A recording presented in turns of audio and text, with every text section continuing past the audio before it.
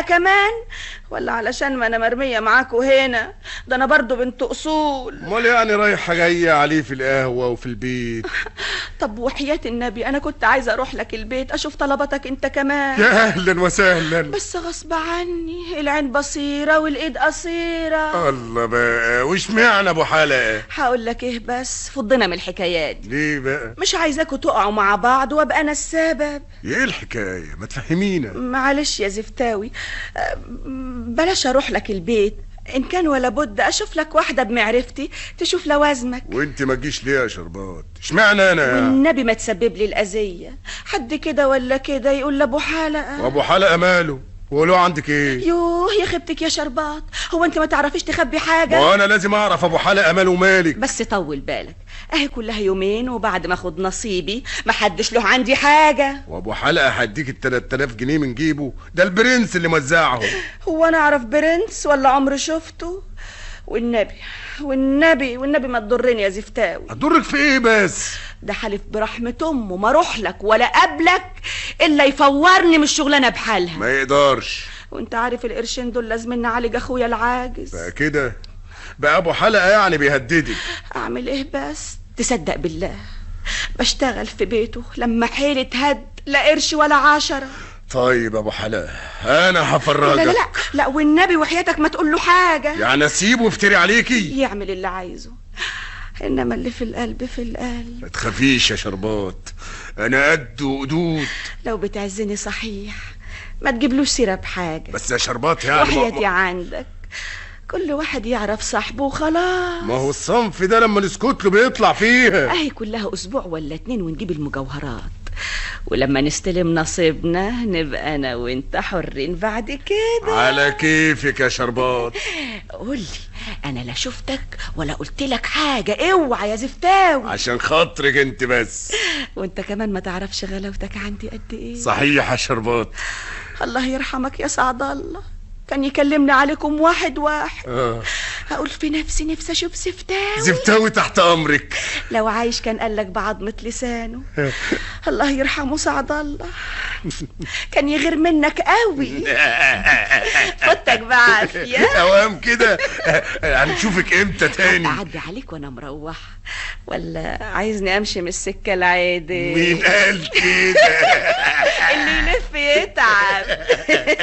ده انا عايز اشوفك على طول يا جميل. بس اوعى تجيب سيرة لابو حلقة بحاجة. عيب يا شربات. مع السلامة. مع الف سلام. في عصابة واقفة ضد البلد عشان ما يتعملش المشروع. انت جبت الكلام ده منين؟ هو انا نايم على وداني؟ ده انا الراجل بتاعك. ما تقول لي عرفت ازاي؟ 2 من العصابة دي موجودين عندي في القهوة دلوقتي. وش عرفك انهم من العصابة؟ كانوا قاعدين بيتكلموا مع بعض، لقطت كام كلمة. طب قالوا ايه بالظبط؟ واحد قال للتاني احنا ما نقدرش نعمل حاجة في الحتة اللي عندي سيدي مرزوق عشان متلغمة. وبعدين؟ سمعت بقى التاني بيقول له خلينا في الريح البحر بعيد عن البلد. الله، قصدهم ايه؟ انا سمعت الكلمتين دول طيران على طول جيت على هنا. شكلهم ايه دول؟ لابسين فرنجي، واحد طويل ومليان والتاني برضه زيه. تعرفهم قبل كده؟ لا، باين عليهم مش بالبلد هنا. وايه اللي خلاهم يقعدوا عندك؟ الظاهر مستنين حد. طب يلا بينا. ده معاهم رزم بنكنوت قد كده. يلا بينا ما تضيعش وقت.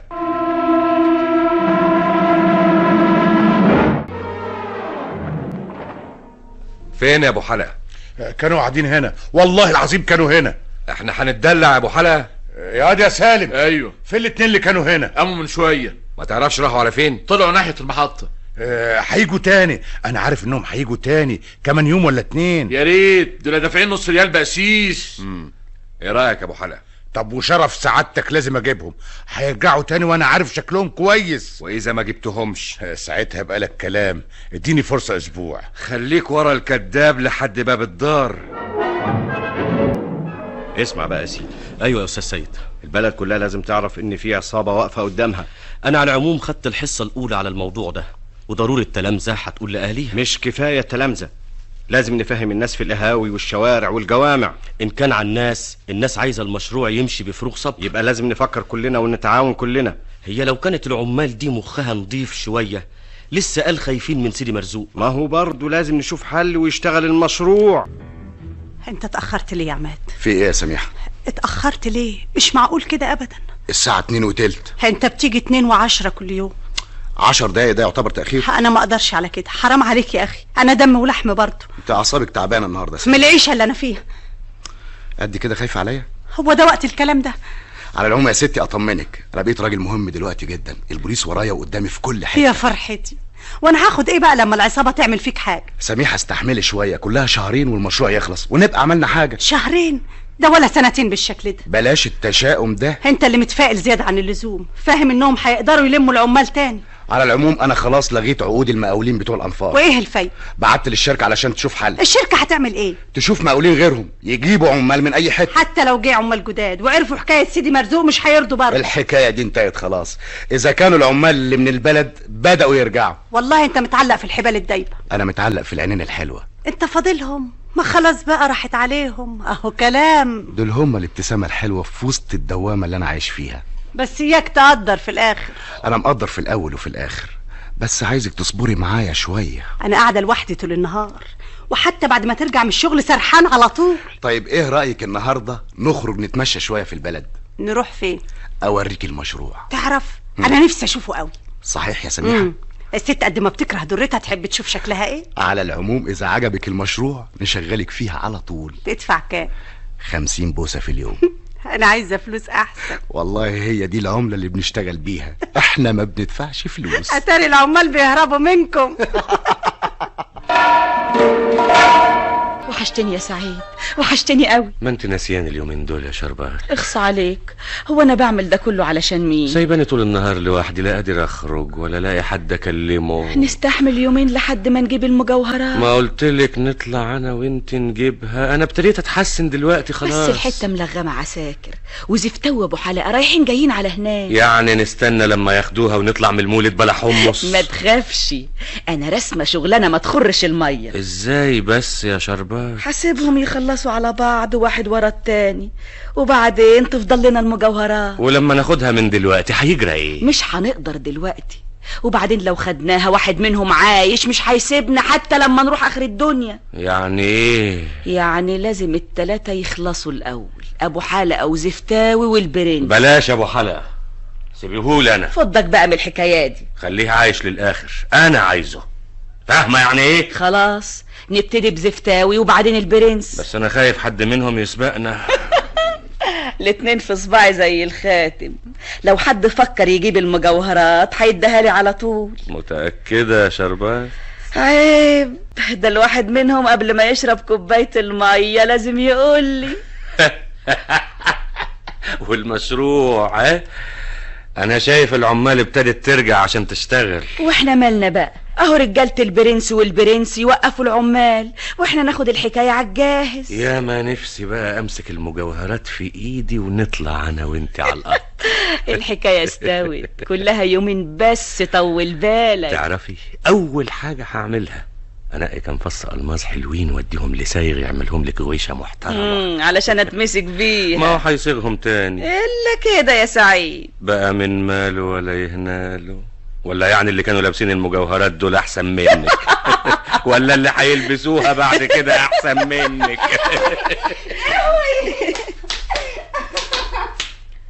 الله، غصب عني يا ماما، دي رسمية بتضرب عواطف بقى. خليها تربيها، دي بنت مايصة كده ما بتعجبنيش. معلش والنبي ياما، غصب عني. وديت الغويشة اديها فين يا بنت؟ انتهي. وقعت مني والنبي ياما، والنبي وقعت مني ياما. تقع منك ازاي؟ دي مقفولة على ايدك. ما خدتش بالي والنبي ياما، ما خدتش بالي. انت لازم عطيتيها لحد. اديتيها لمين يا بنت؟ والنبي ياما وقعت مني، خد العوني. طب ويمين الله ما انا سايباكي لما تقولي لي عطيتيها لمين. انتهي ياما، غصب عني ياما. بقى نسيبها كده يا شربات لحد ما تموتها؟ ما تطلعي تحوشي يا شربات. قلبك عليها قوي، ما تطلع انت تحوشها، خدها في صدرك يا اخويا. الله الله الله الله، شربات لزومه ايه بس الكلام ده؟ شايفك زعلان عليها قوي. لا مش يعني بالجيران وقاعدين معانا في المطرح اصلها بنت مايصه، تلاقيها باعت الغويشه وادت فلوسها لحد من اللي تعرفهم. يا شيخه حرام عليكي. والنبي تناوليني علبه السجاير من جنبك. اعصابك تعبانه، معلش. اديتيها لمين يا بنت؟ الله الله، ده ايه الكتاب اللي حاطه جنبك ده؟ ايه ده كتاب. كتاب ايه؟ ما تنطق. ما اعرفش ايه اللي جابه هنا، انا مش عارف. مكتوب عليه اسمها عواطف عبد النبي. والله عال بتذاكروا سوا؟ ابدا يا شربات، بس يمكن نسيته هنا. طب ولا ايه اللي دخلها قطة؟ ابدا من كام يوم يعني، طلبت منها شويه ميه وتلاقيها نسيته من يوميها هنا. يلا اصحى لروحك، انا ما حدش يضحك عليا. لا هو انا ليا غيرك يا شربات؟ ايوه يا اخويا، كل عقل بكلمتين. لو النبي ما تنكدي الليله من غير سبب، ده انت وحشاني بقالك مده. يعني انا مطوله بالي عليك، بس الحكايه دي ما فيها يا مرحمين. ما تخافيش يا شربات، ده انت في القلب والعين. خد بالك من نفسك، انا صحيالك قوي. عيب يا شربات، ده انت كل حاجه في الدنيا. شربات اخصى عليك، تعاكسني في الشارع يا ابو حلقه. ده انا مستنيكي من الصبح، عايزك في كلمتين. يعني مش قادر تقعد لحد يوم الخميس؟ الليله عايزين نجيب المجوهرات. ايدي على ايدك. مش هنقدر نستنى اكتر من كده.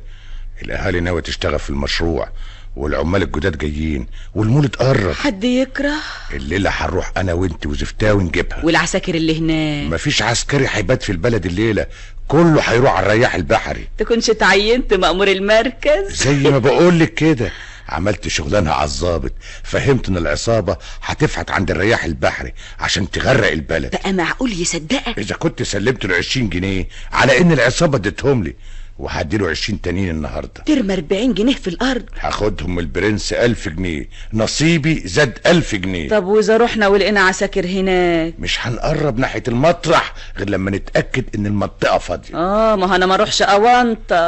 انا فداك يا شربات، اللي يرشك بالميه ارشه بالنار. طيب ولزومه ايه ناخد زفتاوي؟ مش كفايه انا وانت؟ علشان نخلص بسرعه. ما هي الحته مفحوته قبل كده، هتبقى سهله علينا. لازم نفحت 3 متر في نص ساعه. على كيفك. وبعد ما نسلم الحاجه نطلع انا وانت على المأذون.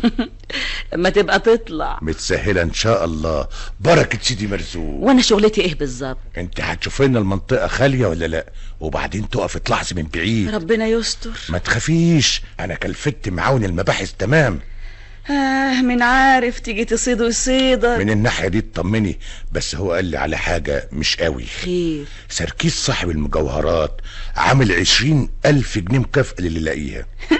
اللي يلاقيها؟ انا عارف انهم معلقين في حكايه المجوهرات دي، مش عايزين يسكتوا عنها شويه. المهم بعد ما تجيبوا الحاجه هتودوها فين؟ ما قلت هنسلمها للبرنس. الله يرحمك يا سعد الله، عمري ما طلبت منه حاجه وقال لي لا، الله يرحمه. يا شربات، انا اللي احتكم عليه قرشين المكافأة اللي هاخدهم من البرنس دول تحت امرك. خليهم لك يا ابو حلقه. وهكتب لك القهوه بيع وشراء، بس قولي ايوه. وناويين تروحوا امتى؟ الليله الساعه 2 الصبح. ربنا يجيب العواقب سليمه. ما تخافيش يا شربات، الليله ضلمه كحل ومحدش يقدر يشوف ايديه. لو لقينا حد من المباحث انا بقول لك اهو مش هنشتغل. وده عايزه كلام. فوتك بعافيه. مع السلامه. يا سلام يا شربات، والله لولا انت كنا هنروح في داهيه. قدر ولطف.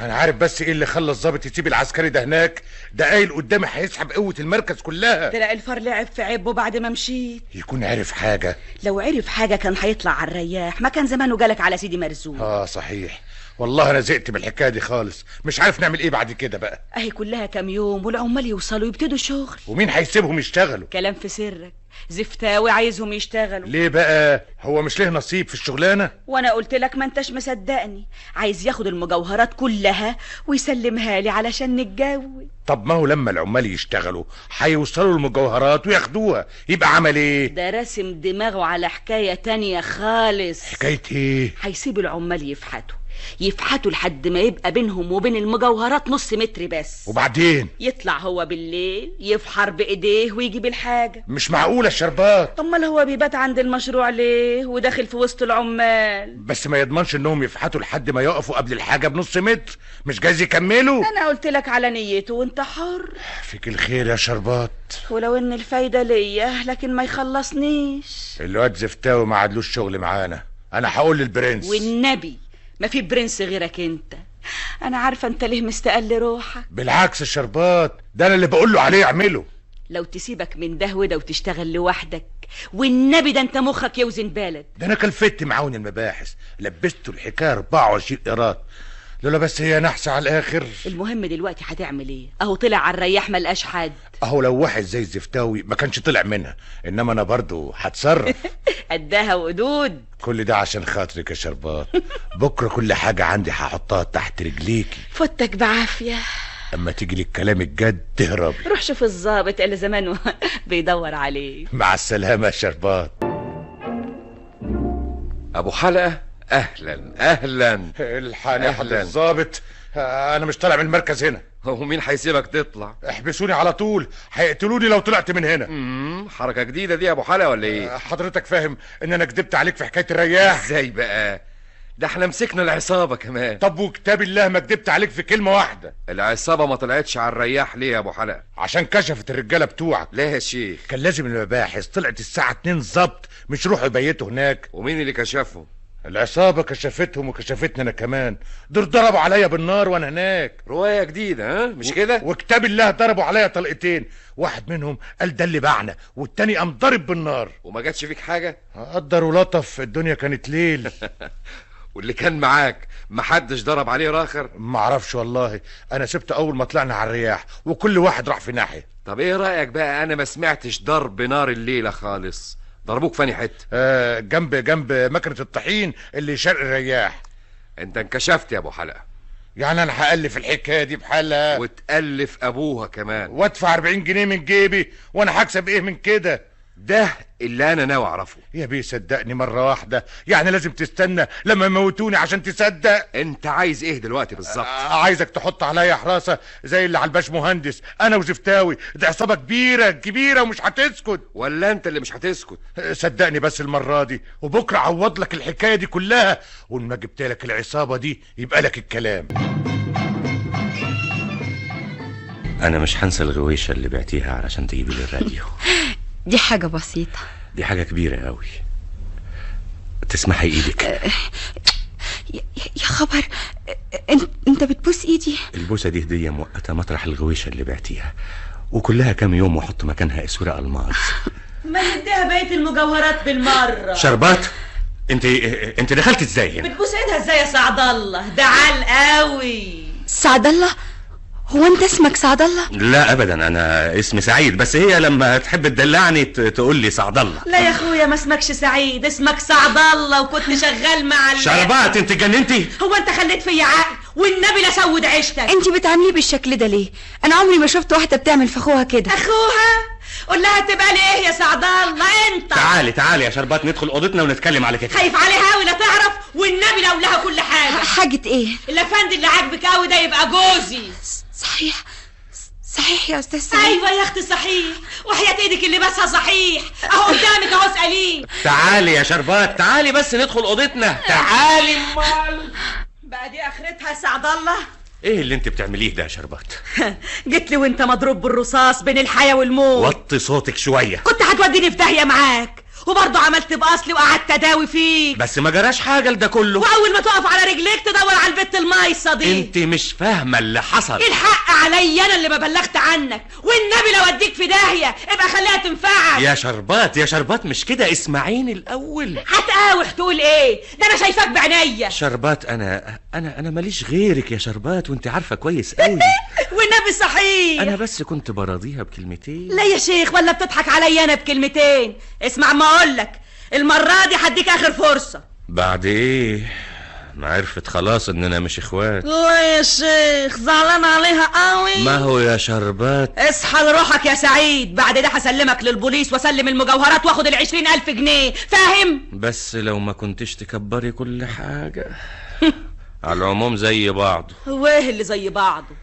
انا هسيبك المره دي على شرط. شرط ايه؟ نعزل من هنا على طول. هنروح فين بس يا شربات؟ ان شاء الله نقعد في الغيطان، المطرح ده مالكش قاعد فيه بعد كده. دي كلها كام يوم وناخد حاجتنا ونمشي، بدل ما نتشحطط في كل حته شويه. مش هتبات هنا ولا ليله بعد كده، ايوه ولا لا؟ خلاص يا شربات، موافق. والشرط التاني؟ هو لسه في شروط تاني؟ نتجوز. ايه مالك اتخضيت كده ليه؟ لا ابدا يا شربات، بس احنا يعني متفقين هنتجوز بعد ما ناخد المجوهرات. لا يا شيخ، وانا ما امنلكش بعد كده ساعة واحدة، الليلة دي هنتجوز. الليلة؟ والناس تقول ايه في البلد هنا؟ الله، نطلع على اي مأذون في بلد جنبنا ونكتب الكتاب ونرجع. يا شربات مش معقول ايوه ولا لا؟ انا عايزاك تقول ايوه ولا لا. انا طول عمري بتمنى اتجوزك، بس يعني مش بالطريقه دي. وانا عجباني الطريقه دي. قلت ايه بقى؟ بس يعني الناس يا شربات لما تعرف بعد ما كنا اخوات نطلع متجوزين. نتجوز في السر يا سيدي ونفضل اخوات قدام الناس. ما انت قلت العواطف اننا متجوزين. هي عواطف هتشوفنا فين بعد كده؟ ولا احنا هنشوفها فين يا اخويا؟ مش جايز تقول لامها؟ هنبعد عنهم خالص، هشوف مطرح تاني شرق البلد عند الخزان. انا خايف بس يقولوا لحد في البلد يعني، ولا هي يا اخويا البلد فاضيالهم ولا فاضيالنا؟ بعد ما نمشي من هنا ما حدش هيجيب سيرتنا خالص. والله ده كله يا شربات ماله لزوم. اسمع بقى يا سعيد، انت عاجبك ولا لا؟ يا شربات مش كده، كان لك عين تتكلم والنبي ان مسكت. خلاص خلاص خلاص، اعملي اللي تشوفيه.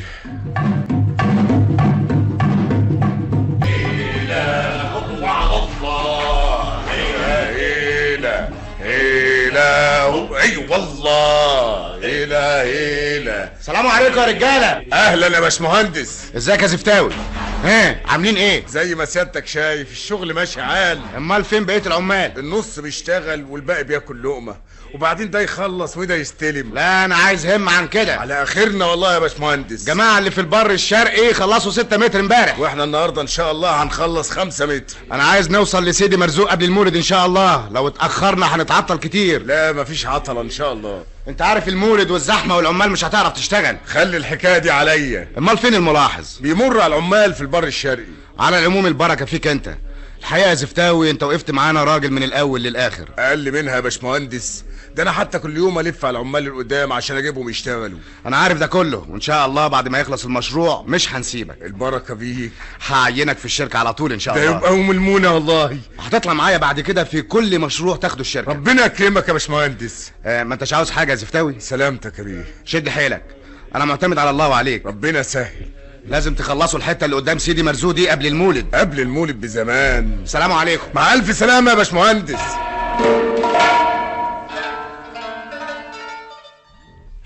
مالك يا محسن؟ شايل الدنيا على دماغك ليه؟ والنبي تسكت يا فؤاد. جناية قتل خلاتك صرخت، امال لو المركز فيه كل يوم جناية كنت عملت ايه؟ انا ما يهمنيش 100 جناية في اليوم، بس انت لسه بتقاوح، ما اتكشفت خلاص. اللي مزعلني في القضية دي حاجة واحدة، انا السبب في موت زفتاوي. يعني ايه؟ انا المسؤول عن كده، على الاقل قدام ضميري. ايه ده؟ عايز تعمل لك شوية دراما على موسم؟ انا بتكلم جد يا فؤاد. ابو حلقة نبهني وانا ما صدقتوش. ابو حلقة ده بيستعبط، كل يوم يطلع بحكاية شكل. اهو طلع كلامه مظبوط. امبارح جاني وقال لي ان فيه ناس ضربت نار على زفتاوي. وزفتاوي ما جاش يبلغ ليه؟ اللي حصل، انما انا كان لازم عملت حسابي، كان لازم طلبت زفتاوي وناقشته، حطيت عليه حراسة، عملت اي حاجة. انت معذور، واي واحد في مكانك كان لازم يشك في كلام ابو حلقة، خصوصا بعد ما كذب كذا مرة. علمونا في المباحث ان كل حاجة جايز تحصل. مع الاسف انا ما طبقتش الكلام ده على نفسي. الندم ملوش فايدة دلوقتي، المهم انك توصل للي قتل زفتاوي. هوصل له وهمسك العصابة دي كلها واحد واحد. انا بعتبر ده تحدي ليا. طب ناوي تعمل ايه؟ انا مش عارف بالظبط. انا بحاول اجمع افكاري واشوف الادلة اللي عندي. اول سؤال نبتدي بيه، تفتكر ان في عصابة فعلا ضد المشروع وهي اللي بتعمل كده؟ ده مؤكد. والدليل؟ الاشاعات والعفاريت، وبعدين 500 جنيه للمهندس عشان يسيب المشروع ويمشي. كويس. وبعدين يتصلوا بابو حلقة في القهوة مرتين ويدوا له 40 جنيه، والاخر يتقتل زفتاوي. طب تفتكر قتل زفتاوي له علاقة بالعصابة؟ انت يا فؤاد بتسأل اسئلة غريبة قوي، في حاجات واضحة مش عايزة سؤال. معلش يا سيدي معلش، انا عايز اطمن على الاساس اللي هنمشي عليه. بفترض ان ما عندناش اي فكرة عن الموضوع. طبعا العصابة هي اللي قتلت زفتاوي، بدليل انها ضربت عليه نار قبل كده. ده على فرض ان كلام ابو حلقة سليم. وغير كلام ابو حلقة، زفتاوي هو اللي كان ظاهر في المشروع وكان بيحرك العمال علشان تشتغل. يبقى اتفقنا ان في عصابة فعلا هي اللي بتعمل ده كله. السؤال اللي بعد كده، هل العصابة دي موجودة في البلد؟ طبعا لا، لو موجودة كانت اتمسكت من زمان. طب على اي اساس بتقول كده؟ الجواب اللي جه للمهندس مع ال500 جنيه فاكره؟ طبعا. بالتأكيد ما اتكتبش على اي مكنة موجودة في البلد. وغير كده الاتنين اللي جم لابو حلقة في القهوة ما كانوش من البلد هنا. ده على فرض ان كلام ابو حلقة صحيح. مفيش داعي ان الواحد يشك فيه. ظهر فعلا انه ما كانش بيكذب. حاجة بالعقل، هيدفع 40 جنيه من جيبه ليه؟ انا متفق معاك ان الجزء المهم من العصابة بره المنطقة. يعني ايه؟ يعني في جزء تاني بيشتغل لحسابهم جوه. والله مش بعيد. ده بالتأكيد. العفريت اللي كان بيطلع عند سيدي مرزوق بالليل كان بيجي امتى ويروح امتى؟ فعلا. والاشاعات اللي طلعت من ناس موجودين في المنطقة ده طبعا. وبعدين قتل زفتاوي نفسه، ايه اللي يخلي زفتاوي يطلع على الرياح الساعة 2 الصبح؟ فعلا ملوش اي مصلحة في الحتة دي. يبقى لازم القاتل هو اللي خده على هناك، او حد من البلد هنا بيشتغل لحساب القاتل. العمال اللي بايته معاه شهدوا انه سابهم ليلتها ومشي لوحده، يعني محدش جاله. بس فيه سبب خلاه يروح حتة خلا زي دي الساعة 2 الصبح. ايه هو؟ معاك حق. انت لقيت اثار في المنطقة اللي اتقتل فيها؟ ابدا يا اخي، ولا حتى اثار اقدام. الارض جامدة هناك. عندنا الطلقة اللي موتته راحت للمعمل الجنائي علشان يعرف لنا السلاح المستعمل. يبقى لازم نستنى تقرير المعمل الجنائي وتقرير الطبيب الشرعي. انا خايف الوقت يسرقنا والعصابة تعمل حاجة جديدة في البلد. نشدد الملاحظة على المهندس. انا معين له حراسة من زمان، بس انا خايف دلوقتي على ابو حلقة. حد يلاحظه كمان؟ هعين له واحد على طول. انا مش عارف والله هجيب عساكر منين، بدل ما يحصل حاجة تاني ونرجع نندم. فال الله ولا فالك يا اخي. اظن دلوقتي استريحت للقضية. انا مش هستريح غير لما اجيب العصابة. لا قصدي يعني اتنورت كده من الناس اللي بتفهم. معترف بمواهب العبد الله في المباحث ولا لا؟ معترف يا سيدي. وانا يا سيدي مكافأة لك قررت افكر واشتغل في القضية دي. معايا ولا مع العصابة؟ مع الاتنين.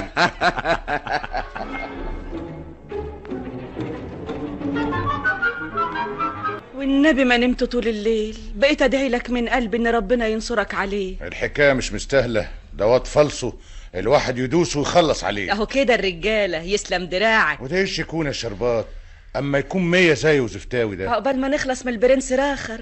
خلي كل حاجه لظروفها. يا سلام يا سلام، انا فرحانه بيك قوي يا ابو حلقه. صحيح يا شربات. حكيم الست مننا ما يملاش دماغها غير الراجل. الراجل وانا لاجل خاطرك اعدي البحر. ولا تتبلش راجل ولا كل الرجال. والله بقيت مستخسر فيه الطلقتين، قلت امسك زمارة رقبته واقطعها بايدي. قدها وقدود. وعلى فكره نصيب زفتاوي بالنص بيني وبينك، وانا هقول البرنس على كده. والنبي ما في برنس غيرك، دراع ودماغ ما شاء الله. ده انا عجبك قوي. مش واخد الدنيا غشوميه، عليك عقل كمان يوزن بلد. شفت انا كلفت المباحث ازاي؟ اهو كده الرجاله. بس في حاجه قلقاني شويه. خير؟ امبارح بعد ما خلصت على زفتاوي وراجع من رياح قابلني الشاويش عبد الواحد بتاع المباحث. وبعدين سلم عليا ومشي على طول. ما تاخدش في بالك. انا خايف بس لو قلبوا الحكايه يقولوا كان بيعمل ايه بره البلد نص الليل. هو معقول حد يشك فيك اذا كانت العصابه اللي قتلت زفتاوي ناويه تقتلك انت كمان؟ احتياط برضو، افرضي معاون المباحث سألني هقول له كنت فين؟ كنت بتجيب فرعين شجر تولع بيهم في القهوه الساعه 3 الصبح، وده كلام برضو. والنبي ما حد هيسألك ولا هيجي ناحيتك كمان. لازم الواحد يعمل حسابه على حاجه زي دي برضو. دلوقتي هتلاقي لها تدبير. طب ايه رايك يا شربات لو الحكايه زنقت قوي يعني اقول انا كنت معاكي؟ يا خبر، اخصى عليك. وفيها ايه يا شربات؟ ما احنا بنحب بعض وناويين نتجوز. اقوم اقابلك الساعه 3 الصبح في الخلا؟ ده اخويا لو سمع الحكايه دي يذبحني على طول. دول مش هيسالوا ولا حاجه، ده انا بقول يعني احتياط اذا يعني سال. لو النبي خليني بعيد. على كيفك يا شربات. انا مش متاخره في حاجه، بس عشان اخويا اصله صعب قوي. بلاش يا ستي، اشيلها لوحدي ما تزعليش. هو انت هتغلب، هتلاقي الف حجه. عن اذنك انا رايح القهوه. الله، انت زعلت مني؟ وهزعل ليه؟ الحكايه بسيطه. ان شاء الله ما حدش هيجي ناحيتك، وبكره تقول شربات قالت. عن اذنك. عندك غسيل النهارده؟ الحاجه عندك شوفيها. مع السلامه.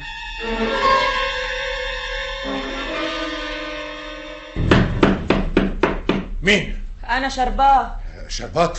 حاضر. صباح الخير يا ابو حلقه. صباح الخير. هي الساعه كام دلوقتي؟ داخلين على الفجر. وايه اللي جابك يا شربات؟ من ساعه ما سبتك امبارح وانا بتعذب زي اللي بتقلع على النار. ايه اللي مزعلك؟ انا غلطانه، ما تزعلش، حقك عليا. انت قصدك على ايه؟ تطلب مني اقف معاك في زنقه زي دي واقول لك لا؟ انا كان ايه اللي جرالي بس؟ على العموم انا هتصرف. لو حد سالك قول ان انا كنت معاك. ولما يسالوكي في المركز هقول ان احنا كنا مع بعض ليلتها. صحيح يا شربات. هو انت بعد الشر لو مسكوك ولا جرالك حاجه يبقى انا فايدتي ايه؟ اعيش بعدك كده ليه؟ الكلام ده من قلبك يا شربات؟ ما تزعلش مني علشان قلت لك لا في الاول، والنبي ما تزعل. انا ما اعرفش عملت كده ازاي. انا مش مصدق. اصلك ما تعرفش غلاوتك عندي قد ايه. بس اخوك لما يعرف انا خايف يعمل فيكي حاجه. انا ما يهمنيش في الدنيا حاجه بعدك انت. قولي لي هنتجوز، انا مستعد اكتب عليكي دلوقتي. خلي الموضوع ده بعدين لما نخلص من اللي احنا فيه. يعني هتشهد يا شربات ان كنت معاكي؟ ده لو سالوني. لما يكون على رقبتي. يا سلام يا سلام على الاخلاص اللي ما فيش زيه. اقل منها. بكره تشوف ابو حلقه هيعمل لك ايه ان ما حطيت الدنيا كلها تحت رجليكي. انا مش عايزه غير سلامتك، فوتك بعافيه. اوام كده انا لحقت اشبع منك علشان تستريح لك شويه. عن اذنك. مع السلامه. مع الف سلامه. ايه يا رجاله مالكم واقفين كده ليه؟ العمر مش بعزاء يا باشمهندس، احنا ورانا عيال. بقى احنا سايبين بيوتنا عشان نيجي نموت هنا؟ يا جماعه يا جماعه، قتل زفتاوي ماله مال الشغل. ولما نتقتل زيه حد هينفعنا؟ البوليس مش ساكت، هيحمي كل واحد بيشتغل. انا اتكلمت مع الظابط. وما حماش زفتاوي ليه؟ ما هو جاي زفتاوي اتقتل علشان سبب تاني. يا باشمهندس احنا راسيين على كل حاجه، العصابه حالفه المشروع ما يمشي. يا جماعه ما تصدقوش الكلام ده. ما كانوش دفعوا لك 500 جنيه. ايوه كده على العموم اللي مش هيشتغل مش هياخد يوميته. انا هقول للملاحظ كده بناقص. هي اليوميه هتربي عيالنا لما نتقتل؟ ربنا يخليك يا حضرة الضابط، ربنا يستر عرضك ما تفضحني. انا عايز اعرف الحقيقه بالظبط. انا وليا غلبانه وربنا امر بالستر. ابو حلقه كان معاك يا اول امبارح بالليل؟ ايوه، كنا بنتمشى على الجسر اللي بره البلد الساعه 3 الصبح علشان ما حدش يشوفنا. البلد صغيره وكلامها كتير. طب ما انت بتروحي له البيت مش كده ولا ايه؟ لقمه العيش. انما والنبي عمري ما ادخل البيت غير ما بعد ما ينزل، لحد ما اشوفه قاعد على القهوه اطلع انا البيت. طب ليه ما تقابلتوش في البيت بدل ما تشوفوا بعض بره؟ ما هو كان عايز كده، انا اللي مرضتش. الشيطان شاطر. وبعدين قعد كل ما يشوفني في الشارع ولا في القهوه يملى دماغي لحد ما وافقت اقابله بره. يعني انت كنت معاه ليله ما اتقتل زفتاوي؟ زفتاوي؟ مين زفتاوي؟ الراجل اللي اتقتل اول امبارح في البلد. على العموم اذا ظهر ان كلامك ده كذب يبقى ان شاء الله تذبحني. انت ساكنه فين؟ حاره الوزير ناحيه الخزان. قاعده مع مين؟ انا واخويا، ربنا يكفيك شر المرض، راقد بقاله 3 اشهر. اسمه ايه؟ سعيد عبد الرازق السمكري. السمكري؟ اصله اسم الله على مقامك قبل ما يعيا كان سمكري. والنبي ربنا يخليك ما تجيب له سيره، ده كان يروح فيها خالص. يعني نسيبك تمشي على كيفك؟ والنبي اول مره واخر مره، ربنا يسترها معاك يا بيه. واذا عرفت ان الحكايه دي اتكررت يبقى اعمل اللي تشوفه. طب اتفضلي مع السلامه. تعال ابو حلا. ابو حلا صدقتني دلوقتي، يعني كان لزومه ايه بس الفضايح؟ خلاص يا ابو حلقه، الحكايه بانت من الاول. انا هقتل زفتاوي ليه؟ ده كان عز الحبايب الله يرحمه. الواحد لازم يحقق كل حاجه علشان يطمن. سيادتك ما صدقتنيش في الاول، وهو زفتاوي اتقتل ما صدقتنيش تاني. فضحنا البنايه بس من غير لزوم. مفيش فضيحه ولا حاجه، بس انت بقى ما تجيش ناحيتها بعد كده. توبه.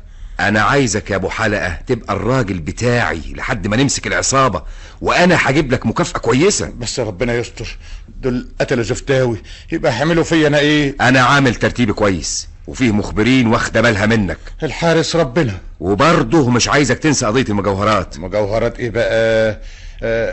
بس نشوف حكايه العصابه دي. المجوهرات فيها 20,000 جنيه مكافاه. وبعدين عايز اقول لك حاجه كمان هتسهل لك الموضوع. خير؟ جايز قوي سعد الله يكون عايش. مش ممكن. ومالك اتخضيت كده ليه؟ اصل سيادتك قلت لي قبل كده انه مات. هو اللي بيموت بيعيش تاني؟ ما لقوش جثته لحد دلوقتي، لو كان غرق في النيل كان زمان الجثه عامت وظهرت. والله صحيح. مباحث مصر بترجح انه لسه عايش، ودي حاجه تخدمك قوي. في ايه؟ تدور وراه، تسأل حد من زمايلك القدام، ما هو لازم يعني يكون مستخبي في حته. برضه صح. على العموم صورته اهي، خليها معاك. طب انا هبقى انزل مصر كمان يومين واسالك هناك. همتك يا ابو حلقه. انا والله عايز اخدمك بس ربنا يقدرني. تسمح لي سيادتك ولا عايزني في حاجه؟ الموضوعين دول يا ابو حلقه خليهم في دماغك، العصابه والمجوهرات. ربنا يسهل. مع السلامه. شلاه يا سيدي مرزوق. انت اتجننت يا سعيد تخرج بالنهار؟ اعمل ايه يا شربات؟ ما انا اتضايقت من السجن اللي انا فيه. ولما يشوفك ابو حلقه نبقى عملنا ايه؟ انا وصلت لحد راس الشارع ورجعت. انت لازم تتوى اليومين دول في البيت لحد ما نجيب حاجتنا ونسيب البلد. الحكايه طولت قوي. فات الكتير ما بقى الا القليل. يا ترى مين جاي لنا دلوقتي؟ اما اقوم اشوف. ابو حلقه جاي هنا تعمل ايه؟ عايزك في حاجه مهمه قوي يا شربات. انت اتجننت في عقلك واخويا اللي جوه. دي حاجه مهمه قوي، الضابط قال لي. طيب اسبقني على تحت وانا هحصلك. بقى تجيلي البيت حصلت لحد كده يا ابو حلقه، انا اللي غلطانه. ودي بس تزعلك في ايه؟ اخويا اللي جوه انت مجنون. اتعرف بيه الله، مش هنبقى نسايب. ده انت هتخليها نصايب. لو عرف حاجه هيذبحنا انا وانت. اياك تعمل كده تاني. اصلها كانت حاجه مهمه، ما تزعليش. حاجه ايه؟ سعد الله عايش، سعد الله ما ماتش. طب يا ريت يسمع من بقك ربنا. انت بتقول ايه؟ ده هيموتنا انا وانتي. طب يا ريت يموتني بس يكون عايش. لسه بتحبيه يا شربات؟ انت بتحلم يا ابو حلقه، هو اللي مات بيرجع تاني. ضابط المباحث اللي قال لي ملقوش جتته لحد دلوقتي. البوليس كلامه كتير. لا يا شربات انا خايف يكون عايش. وانت هتخاف ليه؟ مش كنت اصحاب وحبايب؟ عشان هياخدك مني، ده بس اللي مخوفني. ولو عرف اللي بيني وبينك. سعد الله مات يا ابو حلقه وانا متاكده من الكلام ده. ايه اللي عرفك؟ لو كان عايش ما كانش سابني، كان زمانه دور عليا لحد ما جابني من تحت الارض. ده ما يستغناش عني دقيقه واحده. يمكن بيدور عليكي ومش عارفك فين. هيغلب لما يسال خالتي في مصر. لا يا ابو حلقه ما تفرضش الكذب. اخص عليك يا شربات، بقى تفرضي لو كان عايش. عايزه تخلصي مني. انت امير وابن حلال، بس سعد الله عمري ما قال لي لا في حاجه. وانا عمري اتاخرت عليك في طلب؟ اقول لك المجوهرات تقول لي لازم نسلمها للبرنس. ده اللي مزعلك قوي. انا هريح. صحيح يا ابو حلقه. وانت كمان تريحيني. وانا تعبك في حاجه؟ نتجوز يا شربات ان شاء الله، نكتب كتابنا ونخلي الفرح بعدين. هو حد يتجوز من غير مهر؟ انا مستعد ادفع من جنيه ل1000. المهر بتاعي مش فلوس. امال عايزه ايه؟ شنطه المجوهرات. ما قلتلك حاضر. لما نبقى نجهز المهر ابقى تعالى نكتب الكتاب. شربات خدك بعافيه يا ابو حلقه. ايه يا جماعه هنعمل ايه دلوقتي؟ في ايه يا استاذ سيد؟ المشروع اللي واقف ده.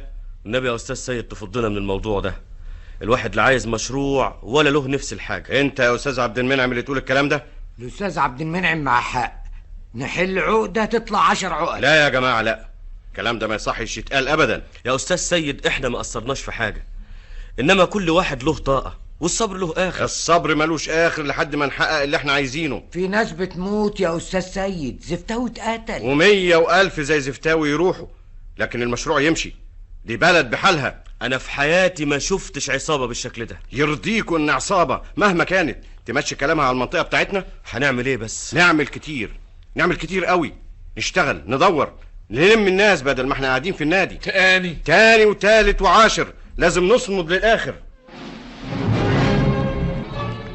ابو حلقه شاكك انك عايش كده، يبقى جه وقته خلاص. يعني ايه؟ ابو حلقه مش لازم يعيش يوم واحد بعد كده. لا يا سعيد طول بالك. انا طولت بالي كتير، صبرت عليه من يوم ما ضربني بالنار لحد النهارده. انت هتبوظ كل حاجه عملناها. انا كنت اقدر انشه طلقه من زمان، لكن لا، لازم اجيبه قدامي واتسلى عليه كده لحد ما يخلص. انا هجيبهولك، ما بقاش شربات ان ما جبتهولك لحدك في الحته اللي انت عايزها، بس مش دلوقتي. وليه مش دلوقتي؟ ليه؟ احنا عايزين منه ايه تاني؟ يخلص على البرنس علشان اما ناخد المجوهرات محدش يدور علينا. انا مش هستنى على ابو حلقه يوم واحد بعد كده. هخليه يقتل البرنس وبعدين يجيب لك المجوهرات لحدك، وبعد كده تعمل فيه اللي انت عايزه. ان كان على المجوهرات انا اقدر اجيبها. الله، واحنا ايه اللي عرضنا لحاجه زي دي؟ اسمع كلامي امال. لو اتقتل ابو حلقه النهارده تبقى العصابه اللي قتلته زي ما عملت في زفتاوي. بس مش هتعرف توصل له دلوقتي، هتضيع نفسك علشان واحد ما يستاهلش. انت بس اديله ميعاد في اي حته بره البلد وانا اطلع اقابله. المباحث واخده بالها منه قوي. اسمع كلامي، احنا قربنا خالص، ما تبوظش الطبخ علشان شويه ملح. اصلك مش عارفه النار اللي في قلبي، انا كنت بنزف دم وهو بيضرب عليا الرصاص. هخليك تعمل فيه زي ما انت عايز، بس طول بالك. المهم يفضل عايش. انا خايف البوليس يمسكه ما طولوش بعد كده. يمسك مين؟ ده ابو حلقه دلوقتي الراجل بتاع معاون المباحث. طب ما تخليه يجيب المجوهرات عشان نخلص. ده البرنس اللي هيجي يجيبها. البرنس مش سهل، فهم ابو حلقه ياخد باله زي الناس، بعدين البرنس يلهى في المجوهرات. انت ما تشغلش بالك بحاجه، انت مش عايز ابو حلقه ومعاه المجوهرات يستنوك في الحته اللي تعجبك؟ امتى بس؟ طول بالك، كل آت قريب. اما نشوف. السلام عليكم يا رجاله. وعليكم السلام ورحمه الله وبركاته. اتفضل يا استاذ سيد. ايه يا رجاله، ناويين تعملوا ايه في المشروع؟ العمل عمل ربنا، واللي عايزه هيكون. ربنا قال لنا اشتغلوا، وانتوا ما ترضوش ان حد يذلكم ابدا. بس ما قالناش موتوا كمان، وما قالناش نسيب عصابه زي دي تتحكم فينا. بس هنعمل ايه اكتر من اللي اتعمل؟ لو وقفنا رجاله للاخر هنمسك العصابه ونفحت الترعه. ما يقدر على القدره غير ربنا. احنا قدره ربنا، لازم نفحت الترعه دي بايدينا. بس العصابه يا استاذ سيد دي موتت زفتاوي اللي مالوش في الطور ولا في الطحين. ما هو يا نقف على رجلينا يا نركع على ركبنا، تختاروا ايه؟ ده المشروع حياة البلد، حد يكره المشروع يمشي؟ يبقى نتلم كلنا مع بعض ونقف للعصابة دي. ومش هتقدر علينا، ده احنا بلد بحالها يا رجالة. والله كلامك معقول يا استاذ سيد. وانت يا عبد الله قلت ايه؟ اللي تتفقوا عليه انا معاكم فيه. بعد بكرة نتقابل كلنا في الجامع، نصلي العصر ونطلع نشتغل في المشروع.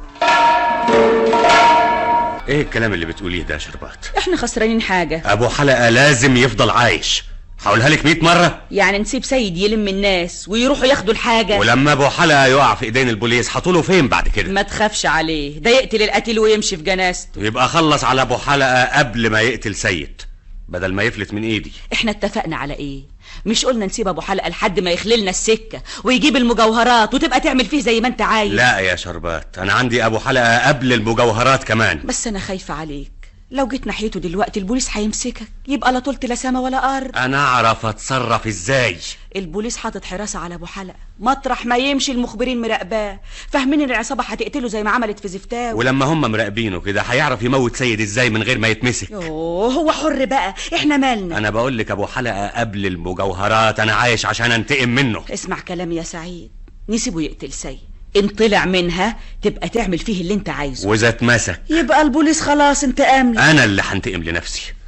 ده جبان ضربني بالرصاص وانا بنزف دم. يا سعيد ما تبوظش تعبنا كله على الارض. اذا ما كنتش عايزاني اموت ابو حلقة دلوقتي خليه ما يعملش حاجة في سيد، يمشي جنب الحيط اليومين دول. ده اتفق مع البرنس خلاص. انت مش بتقولي في صباعي زي الخاتم؟ سيد لازم يتقتل، ده لم الناس علشان يشتغلوا في المشروع. مش هيعرف، كلها يوم ولا 2 ويبتدوا فحت. اسمع كلامي بس، اسمع كلامي يا سعيد، انا عارفة كل حاجة في البلد. برضه ما تخليهوش يقتله. الناس لو اشتغلت يوم واحد مفيش غيره هيوصلوا للمجوهرات، ده الفحت وقف قبلها على طول. انت يهمك المجوهرات، انما انا هو انا هاخدها ليا؟ ما هي بتاعتك يا شربات. يا شربات انت ما تعرفيش النار اللي في قلبي لو فلت ابو حلقة من ايدي. ما هو يمكن ما يتمسكش، انت بتقدر البلا قبل وقوعه. اسمعي يا شربات، ما تخليش ابو حلقة يموت سيد، ونسيب سيد يلم الناس علشان ياخدوا الحاجة. مش هيلحق. قصدك ايه يا سعيد؟ ما تخافيش، انا هتصرف. ايوه حضرة الناظر، حضرتك عايزني في حاجة؟ شوف يا استاذ سيد، التلميذات بتوع المدرسة مصممين يشاركوا في المشروع. ده شعور طيب قوي، بس يعني هيعملوا ايه؟ كانت هنا الست سميحة مرات المهندس والست نوال مرات الدكتور، ونظمنا مع بعض فرق من التلميذات. دي شغلانة مش بتاعت ستات. على العموم احنا عندنا 5 فرق، كل فرقة 20 بنت، ممكن يشتغلوا بالتبادل مع بعض 2 ساعة كل يوم في المشروع. احنا متشكرين قوي، بس يعني المسألة مش جهد مادي، انا بعتبرها اكتر مشاركة معنوية. شوف انت تقدر تستفيد بيهم ازاي. الحقيقة ما عنديش فكرة. اي عمل هناك ان شاء الله يعملوا شاي للي بيشتغلوا، يوضبوا لهم الاكل، يناولوهم مية، حاجة زي دي تدي روح معنوية للناس. معك حق، وتقدر تاخد رأي الباشمهندس كمان. انا جهزت لك كشوف بالاسماء. متشكرين قوي. على ايه؟ البلد بتاعتنا احنا رجالة وستات. انا هقابل الباشمهندس عماد واروح اخر النهار عند المشروع اعمل ترتيب الناس اللي هتشتغل، وادي لسيادتك خبر. متشكرين يا استاذ سيد، مع السلامة. الله يسلمك. ايه يا محسن، احنا كنا بايتين مع بعض ولا ايه؟ صباح الخير يا فؤاد، انا متاسف قوي. مالك اليومين دول مش حاسس بالدنيا؟ والله حاجه تجنن، انا ما شفتش قضيه قتل بالشكل ده. جات لك تقرير المعمل الجنائي والطبيب الشرعي؟ ما فيهاش حاجه جديده. السلاح المستعمل طبنجة عيار 9 ملي. سبب الوفاة عيار ناري اخترق جدار البطين الايمن. ادي يا سيدي كل حاجه. تعرف يا محسن لو نلاقي كعب الطلقه الفاضيه جايز قوي يكون عليه بصمه القاتل. نلاقيه فين؟ في مكان الحادث، يعني هو القاتل خده معاه. بقالي 3 ايام بدور هناك مفيش فايده. طب الناس اللي كانوا بيتصلوا بزفتاوي قبل ما يتقتل؟ شويه من العمال وابو حلقه، دول كل ما عارفه في البلد. طب ايه رايك؟ انا عندي احساس ان ابو حلقه له دور في الحكايه دي. ابو حلقه مجرم وعنده سوابق، لكن في قضيه قتل زفتاوي كان بالذات بره البلد ليله الحادثه. ما احنا يا سيدي حققنا الحكايه دي وشهدت فعلا البنت اللي كانت معاه. انا الحكايه دي مش داخله دماغي ابدا. مين البنت دي وايه علاقته بيها وايه اللي جابها البلد دي؟ كلها اسئله عايزه تستريح. العصابه هي اللي قتلت زفتاوي. ايوه. ابو حلقه مجني عليه مش متهم. انت ليه بتستبعد ابو حلقه من دماغك؟ انا اللي اسالك، انت ليه بتشك في ابو حلقه بالذات؟ حاجه بالعقل. واحد زي ده عنده 15 سابقه، مش معقول الحاجات اللي بتحصل في البلد تبقى بعيده عنه. ده كلام بالذمه بقى، علشان ما لقيناش متهم نتصور اي واحد ونمشي وراه. مش هنخسر حاجه. الطريق المسدود ما احبش امشي فيه من الاول. انت ما بتعرفش ان الطريق مسدود غير بعد ما بتمشي فيه، وطول ما انت مستبعد ابو حلقه من دماغك يبقى مفيش فايده. يعني تفتكر اقبض عليه بدون دليل؟ لا، نراقبه كويس. ابو حلقه عليه حراسه من يوم ما اتقتل زفتاوي. المراقبه غير الحراسه يا محسن. عايزين نعرف مين اللي بيتصلوا بيه وتحركاته ايه. زي بعضه. مش هنخسر حاجه. نفس المخبر اللي بيحرسه يراقبه ويدينا تقرير عنه. مفيش مانع. قول لي قبل ما انسى. ايوه. مش عايز حاجه من مصر؟ انت نازل امتى؟ الليله. بكره في اجتماع لضباط المباحث في مصلحه الامن العام. طب وايه المناسبه؟ علشان قضيه المجوهرات. اللي انت عايز تجيبها. ايوه يا سيدي، تروح بقى تتمنظر في الاجتماع بالكلمتين اللي قلناهم سوا على القضيه دي. اتمنظر ليه بقى يا اخويا؟ ده انا هروح اخد كلمتين في جنابي على قضيه القتل اللي ما جبتهاش. على العموم يا محسن ان شاء الله ترجع تلاقيني جبتها لك، بس ما ارجعش الاقي جنايه جديده. ربنا يستر. اي قتلني. امسكوه الحقوني. استاذ سيد مالك يا استاذ سيد؟ شربات جرى ايه يا ابو حلقه؟ هتكلمني تاني في الشارع؟ كلمتين مهمين يا شربات. مش كفايه اللي حصل؟ احنا ناقصين فضايح. الاستاذ سيد اتضرب بالنار. ما انا عارفه، وحالته خطره قوي في المستشفى. تسلم ايدك. بس مش انا اللي ضربته. الله، انت هتخبي عليا؟ تكونش فاكرني ظابط المباحث ولا بشتغل مع بتوع المباحث؟ بقول لك انا ما جيتش ناحيه سيد. بس انت قايل لي بعضمه لسانك هتخلص عليه. انا كنت ناوي اموته صحيح، بس مش انا اللي ضربت عليه بالنار. الله، ايه الكلام ده بقى؟ يبقى مين اللي ضرب سيد؟ والنبي ما صدق. هو فيه راجل غيرك يعمل حاجه زي دي؟ قلت لك مش انا يا شربات. يبقى لازم البرنس. لو البرنس ناوي يقتله ما كانش قال لي موته. يكونش سيد بينه وبين حد حاجه؟ الحكايه باينه زي الشمس. اتقتل لما حب يجيب الناس تشتغل في المشروع، وانضرب وهو راجع من عند المشروع. احنا كل ده ما يهمناش، المهم ان المشروع هيقف وخلاص. ما يهمناش ازاي؟ احنا مش كنا عايزين سيد ينضرب بالرصاص؟ اهي جت من عند ربنا واحنا بعيد. لا يا شربات، الحكايه مش سهله قوي كده. الله، انت ايه اللي مضايق؟ في حاجات حصلت قبل كده وانا فوتها، لكن لما احطها على بعضها. حاجات ايه؟ العفريت بتاع سيدي مرزوق اللي كان بيطلع كل ليله. ما انت قلت له انه زفتاوي. مش زفتاوي يا شربات. يبقى حد من رجاله البرنس. ولا البرنس يعرف عنه حاجه. يبقى لازم عفريت سيدي مرزوق بصحيح. ده احنا دفنينه سوا يا شربات. انت تعب روحك ليه بالكلام ده؟ هو انت مسكوك المباحث؟ انت فاكره يوم ما رحنا نجيب المجوهرات اول مره؟ يوم ما نيمنا الغفير بتاع المشروع. ايوه. ايه اللي خلى دورية سواري تعدي من هناك في الوقت ده؟ اهي دي بقى مالكش حق فيها، الدوريات ما هي شغاله طول الليل. طب وتاني مره لما الفت للظابط حكايه العصابه والرياح وخليته يسحب كل عساكر المركز. ايوه فاكر. ايه اللي خلاه رجع تاني ساب العسكري بتاع سيدي مرزوق؟ تلاقي الفار لعب في عبه. ولا حد كلمه. قصدك ايه يا ابو حلقه؟ انا خايف عليك وعلى نفسي يا شربات. احنا مش لوحدنا في حكايه المجوهرات. يعني ايه؟ يعني في حد تاني معانا في البلد بيشتغل لحسابه، ولازم اعرف هو مين. انت هتخوفني معاك ولا ايه؟ ما هو حاجه بالعقل، مين اللي كان عامل عفريت ومين اللي ضرب سيد؟ والله معاك حق، لازم في حد تاني واقف ضد المشروع. يعني عارف حكايه المجوهرات وعايز ياخدها. هو حد عارف حكايه المجوهرات غير انا وانت والبرنس؟ امال ايه اللي يخلي حد تاني يوقف المشروع؟ علشان مصلحة تانية، حد له أرض هياخدوها منه في الترع. مش معقول يا شربات. والنبي تلاقيها زي ما بقولك. طب مين اللي بيبلغ الضابط كل ما نروح نجيب الحاجة؟ بيتهيألك بس، يعني مين اللي هيبلغه؟ وهو حد كان يعرف غيري انا وانت وزفتاوي، واحنا التلاتة اللي بنروح مع بعض. بس يا شربات حد هيبلغ عن روحه؟ هو الضابط اللي عامل مفتح حبتين شوية. بس هيكون مين اللي واقف قدام المشروع غيرنا؟ انا شاكة بس ما ظلمش. في مين يا شربات؟ ابو اليزيد، هو مش عنده مكن ري؟ ما باع المكن بتاعه، ثم ده غلبان ما يقدرش ينش دبانه. مش قبل كده بعت جواب للمهندس يهدده بالقتل لو ما سابش المشروع؟ ده كان لعب عيال. على العموم احنا مالنا بده كله، احنا هنجيب حاجتنا ونسيبهم يخبطوا في بعض. انا مش مستريح للحكايه دي يا شربات. يبقى نروح نجيب المجوهرات ونخلص. الله، مستني ايه؟ البرنس هيجي يجيبها بنفسه ليله المولد الخميس الجاي. انت برضه هتسيب الراجل يكروتنا وياخد الحاجه؟ ما هو هيدينا قرشين كويسين ندفعهم للعروسه. تبقى تدور لك على عروسه تانية. انت بتقول ايه يا شربات؟ انا ليا غير عروسه واحده. اما تقدر تدفع مهرها تبقى تطلبها. هديكي كل الفلوس اللي هاخدهم من البرنس، وهكتب لك القهوه بيع وشراء. ما كانش نعازر ولا بعجازر. امال عايزه ايه تاني؟ المهر اللي احنا متفقين عليه، شنطه المجوهرات. بس البرنس اصله ايه يا ابو حلقه؟ اصله راجل وانت لا ده انا قده 10 مرات. طب ما تفرجنا، والله بس كلام.